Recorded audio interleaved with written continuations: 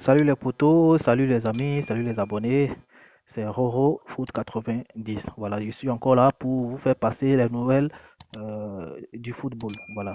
Donc nous allons commencer par le FC Barcelone. Coutinho est mis sur le marché par le Barça. En échec total depuis son arrivée à l'hiver 2018, Philippe Coutinho ne sera pas retenu par le FC Barcelone. Problème, le club catalan souhaite absolument limiter la case en voulu se séparer du milieu offensif brésilien contre un chèque conséquent. Donc Philippe Coutinho, 27 ans, doit très certainement s'en mordre les doigts d'avoir tout fait pour quitter Liverpool afin de rejoindre le FC Barcelone en janvier 2018. Car depuis son transfert pour 160 millions d'euros, et bonus compris, rien ne va plus pour le milieu offensif brésilien. D'abord en difficulté du côté du Camp Nou avant son passage moyen en prêt au Bayern de Munich. Un problème devenu euh, encombrant pour le club catalan. Voilà donc les amis. Donc Philippe Coutinho, vous le savez bien, c'est un joueur du FC Barcelone. Ils l'ont acheté en 2018 et en provenance de Liverpool. Et depuis son arrivée au FC Barcelone, bon, il a tout perdu. Il a perdu ses moyens. Bon, il a perdu complètement son football. Voilà, il ne s'y retrouve plus. Même il a été prêté au Bayern et bon, c'est la même chose. Son rendement a été aussi moyen là-bas. Donc, le Barça souhaite le vendre. Voilà, le Barça souhaite le vendre. Et bon, déjà, ils ont déjà fixé le prix à 90 millions d'euros. Et on verra parce que je pense que cette année, ça sera un peu compliqué pour un club de débourser plutôt 90 millions d'euros sur un joueur. Parce que par rapport à la crise sanitaire du coronavirus qui passe, je pense qu'il y a la baisse de masse salariale, il n'y a plus d'entrée, les droits de TV, tout ça, voilà, il y a beaucoup de difficultés financières le club. Donc je ne pense pas qu'un club puisse mettre 90 millions d'euros sur Coutinho. Voilà, et il y a des clubs qui sont intéressés. Il y a Chelsea, et lui-même il privilégie déjà un retour en Angleterre. Donc il y a Chelsea, il y a aussi Everton, il y a comme on appelle les Spurs, c'est-à-dire Tottenham, qui sont intéressés par son profil-là. Mais moi, je ne pense pas que il va pouvoir, un club peut débourser une telle somme pour pouvoir recruter Coutinho, parce que c'est compliqué partout, au fait. Voilà, nous continuons les informations. Nous allons parler cette fois-ci de William, le joueur de Chelsea. Voilà, donc en fin de contrat, au mois de juin, William va quitter Chelsea à la recherche d'un projet intéressant. L'ailier brésilien intéresse le Paris Saint-Germain. Le club de la capitale doit-il saisir cette opportunité? Voilà, donc voilà, donc les amis, William aussi est en fin de contrat. C'est un joueur brésilien, il a 31 ans maintenant et il est en fin de contrat.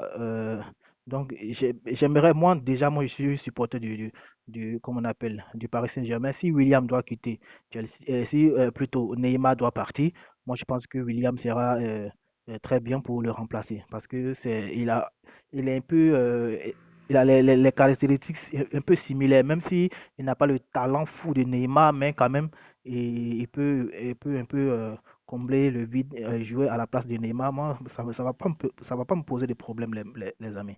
Voilà, donc moi je souhaite aussi, si Neymar doit partir, ça sera une très très bonne pioche pour récupérer Neymar. Donc Leonardo est intéressé par Williams. Selon les informations de Soccerlink, le directeur sportif Leonardo se serait bien inclus une belle affaire avec l'ailier des Bleus. Une arrivée à coût zéro, malgré la prime à la signature que devrait réclamer l'ancien joueur du Shakhtar Donetsk. Maintenant, le dirigeant parisien ne veut pas laisser passer cette occasion d'attirer un élément d'expérience qui a, qui a des beaux restes. Voilà, donc moi, c'est ce que moi, je vous disais tout à l'heure.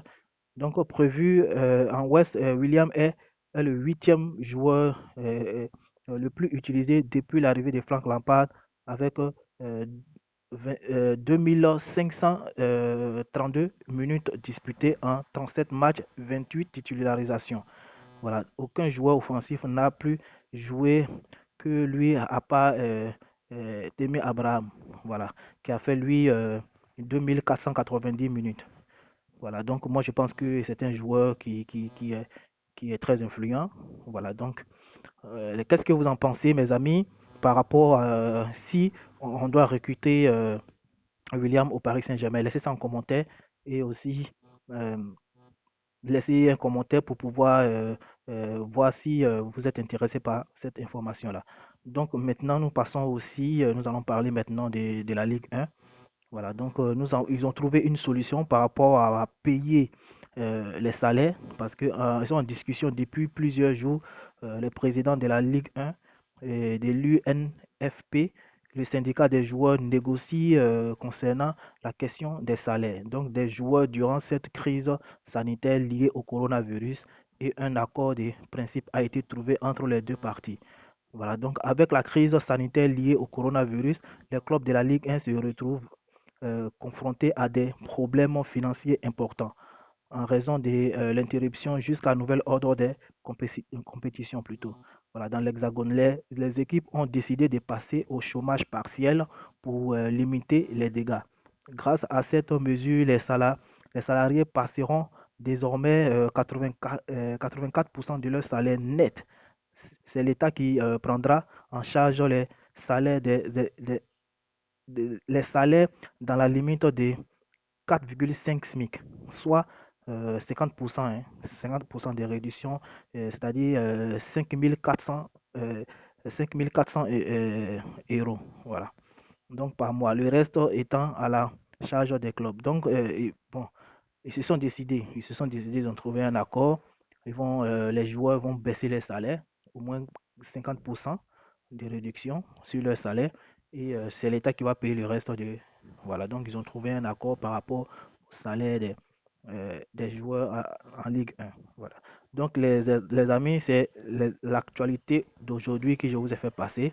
Si vous avez aimé la vidéo, n'oubliez pas de vous abonner, de liker et de partager au maximum. Comme ça va pouvoir augmenter, ça va booster ma chaîne au fait. Voilà, donc, ciao, ciao les amis, au revoir.